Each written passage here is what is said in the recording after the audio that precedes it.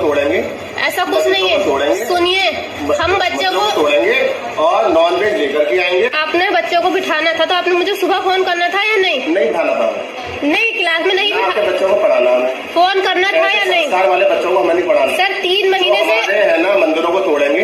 ऐसा कुछ नहीं है, सुनिए, हम बच्चों को तोड़ेंगे और नॉनवेज लेकर के आएंगे। आपने कई बार नॉनवेज भेजा है, बच्चा आपका कह रहा है इस चीज मैं नॉनवेज लेकर के आता हूँ, मैं सबको नॉनवेज ला करके मुसलमान बनाऊंगा, ये बच्चा कहता है आपका। इस चीज को आप इसको इस तरह से बोल ही नहीं, क्योंकि इसकी आवाज आप भी कुछ नहीं बोल सकते। नहीं, आप लगातार परेशान कर रहे हैं। हम सीबीएसई की मीटिंग में बैठे हुए हैं, आपसे ज्यादा हमारा काम वो है।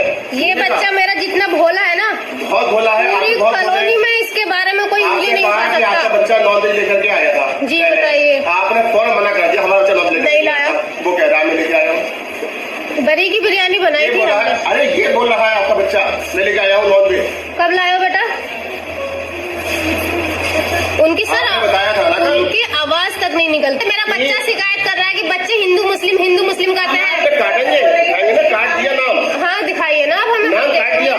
ऐसा कैसे आपने इसे बंदी बना के रखा पूरे दिन? बताइए। बिल्कुल, अपने भाई आकर बिठाने क्लास के अंदर। तो क्यों जो ऐसी बातें करेगा? मुझे फोन क्यों नहीं करा सुबह के टाइम? क्यों नहीं करा? आपको करा था हमने फोन। छोड़ो, ये चीजें नहीं है, आप सिखा रहे हैं इसको। नहीं सिखा रहा, ये हमारे मजहब में नहीं है। जिस कॉलोनी में रहते हैं ना, चारों धर्म के लोग उस कॉलोनी में रहते हैं। इतना सा बच्चा कोई धर्म की बात नहीं कर सकता। नहीं, ये तो हमारे दिमागों में नहीं है। हमारे पेरेंट्स ने मना कर दिया कि हमें नहीं पढ़ाना है इनको। हमें अपने बच्चे को काबिलियत की ओर लेकर जाना है, उन्हें नीचे नहीं रोकना है। नहीं निकालेंगे स्कूल से। Hello everyone, I am Ramzan ঘরামি। আজ একটা দুঃখজনক বিষয়, 7 বছরের শিশু যে উত্তরপ্রদেশের আমরোহার একটা বিদ্যালয়ে, শিশু শিক্ষা বিদ্যালয়ে পড়তেন, তাকে নাম কেটে দেওয়া হয়েছে এই অজুহাতে যে সে নন ভেজ তার টিফিনে ছিল।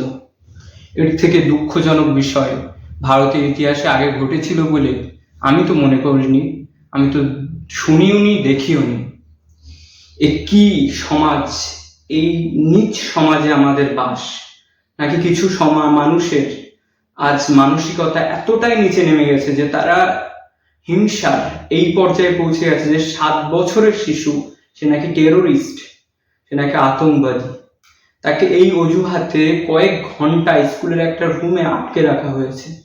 এই ঘটনা উত্তরপ্রদেশের আমরোহার, ভারতের উত্তরপ্রদেশের আমরোহার, যেটা পুরো ভারতের ইতিহাসের লজ্জাজনক পরিস্থিতি, পুরো ভারতের একটা লজ্জা যে একজন স্কুলের প্রিন্সিপাল সে 7 বছরের একটা শিশুকে কয়েক ঘন্টা একটা রুমে আটকে রেখেছে এই অজুহাতে যে সে টিফিনে করে বিরিয়ানি নিয়ে এসছে। বাঙালিরা তো মাছ ভাত, বাঙালিরা মাছ মাংসে, বাঙালিদের উৎসব পালন, বাঙালিদের উৎসব তো মাছ মাংসেই কাটে। তাহলে কি বাঙালিরা হিন্দু না? তারা কি ভারতীয় না? কি সমাজে আমরা বাস করছি? ওই শিশুর মা যখন জানতে পারে যে তার সন্তানকে স্কুলের প্রিন্সিপাল নাম কেটে দিয়েছে, কয়েক ঘন্টা টর্চার করেছে, তখন যখন তাকে সেই প্রিন্সিপালকে জিজ্ঞাসা করে যে কি হয়েছে, কি ব্যাপার, আমার সন্তানকে কেন এইভাবে অত্যাচার করা হয়েছে, তার উত্তরে প্রিন্সিপাল যা বলেছে সেটা নিয়ে লজ্জাজনক, দুঃখজনক।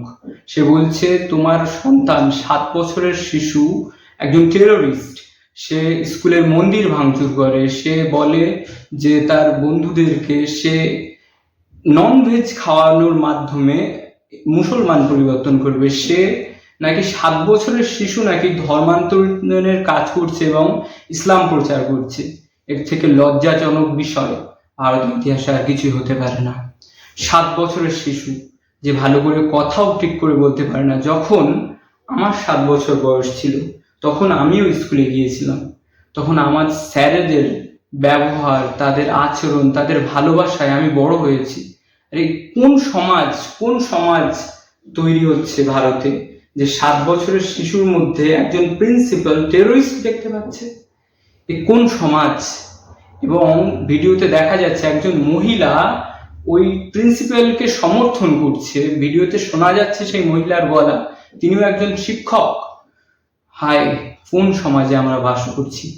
এই সমাজ সত্যি লজ্জাজনক পরিস্থিতিতে আজ পৌঁছে গেছে যে 7 বছরের শিশু যাকে কয়েক ঘন্টা একটা রুমে আটকে রেখেছে এই অজুহাতে সে নাকি বিরিয়ানি নিয়ে এসেছে তার টিফিনে। এর থেকে লজ্জাজনক আর কিছু ঘটতেই পারে না ভারতের। সুপ্রিম কোর্ট এ নিয়ে কড়া পদক্ষেপ নেওয়া দরকার এবং জনসমাজ যে সুস্থ সামাজিক পরিস্থিতি আজ বিঘ্নিত হচ্ছে, কারণ কি? কারণ হলো কিছু রাজনৈতিক পার্টি এবং কিছু গোষ্ঠী যারা সমাজকে ভেঙে চুরমার করে দিতে চায়, সমাজকে ভেঙে, ভারতীয়দেরকে ভেঙে যারা কয়েকটি অংশে ভাগ করে দিতে চায়। যেমন ছিল আদি যুগে, বৈদিক যুগে বিভিন্ন সমাজের স্তর, বিভিন্ন উচ্চ শ্রেণী, নিম্ন শ্রেণী, তেমনি আজও তারা সমাজকে ভাঙার চেষ্টা করছে বিভিন্ন শ্রেণীতে। কিন্তু এখানে টার্গেট হচ্ছে নিম্ন শ্রেণীর মানুষ নয়, এখানে টার্গেট হচ্ছে মুসলমানদের তারা টেরোরিস্ট, আতঙ্কবাদী বলে চালনা করার চেষ্টা করছে এবং তাদেরকে এইটাই বোঝানো হচ্ছে যে মুসলমান হলো ভারতের নাকি সবচেয়ে বড় শত্রু। অথচ 30 কোটির ওপরে মুসলমান ভারতে বাস করছে।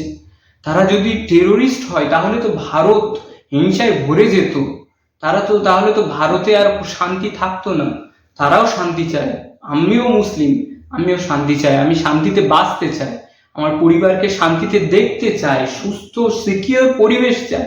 এ কোন সমাজ যেখানে 7 বছরের শিশুর মধ্যে একজন শিক্ষক, প্রিন্সিপাল সাহেব, সে দেখছে যে টেরোরিস্ট। এ কোন শিক্ষা প্রতিষ্ঠান থেকে এই শিক্ষক তার ডিগ্রি অর্জন করেছে? কোন শিক্ষা তার মধ্যে আছে সে তো আমি বুঝতেই পারছি না।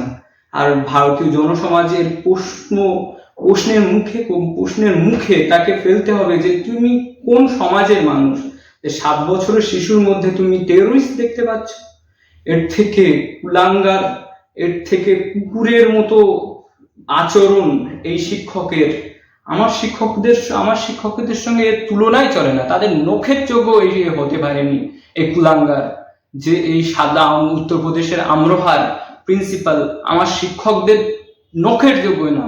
তারা আমাকে কতটা ভালোবাসে, তারা তাদের স্টুডেন্টদের কতটা ভালোবাসে, স্নেহ করে, আমি নিজে দেখেছি, উপলব্ধি করেছি।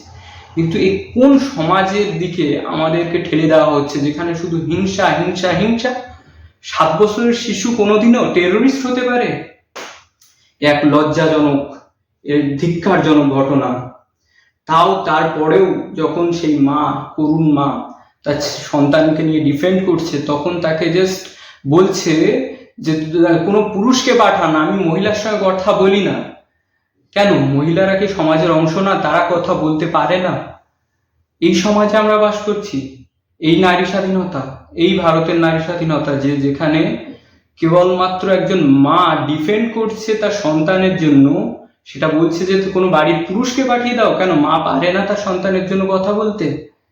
এ কোন সমাজ? ধিক্কারজনক সমাজ।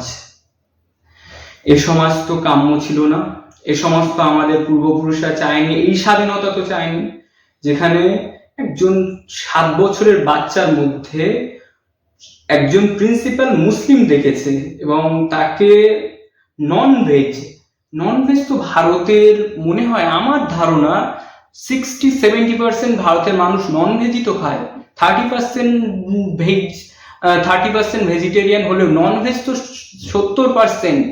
বড় বড় হোটেল, বড় বড় রেস্তোরাঁ, সেখানে তো শুধুমাত্র ননভেজ পাওয়া যায় না, সেখানেও তো ননভেজের খুবই আনাগোনা এবং ননভেজের চাহিদা তো ভারতে বেড়েই চলেছে। ননভেজ ভেজ, এই যে তফাৎ, যারা ননভেজ খায় তারা কি মানুষ না? আমার বাংলায় আমার বাস, এখানে ইলিশ হলো উৎসবের একটা অংশ, সেটাও তো ননভেজ। তাহলে কি আমরা বাঙালিরা কি ভারতীয়ই নয়? যারা ননভেজ খায় তারা কি ভারতীয় নয়? সেই প্রিন্সিপাল বলছে তোমার সন্তান প্রতিদিনই ননভেজ নিয়ে আসে। সে ননভেজ নিয়ে আসতেই পারে, ভারতের সংবিধান তাকে অধিকার দিয়েছে, সে কি খাবে কি পড়বে তার অধিকার দিয়েছে। সেখানে প্রিন্সিপালের কোনো মতাদর্শ তাকে কেন মেনে নিতে হবে? এর বিরুদ্ধে কড়া জবাব চাই, ধিক্কার চাই।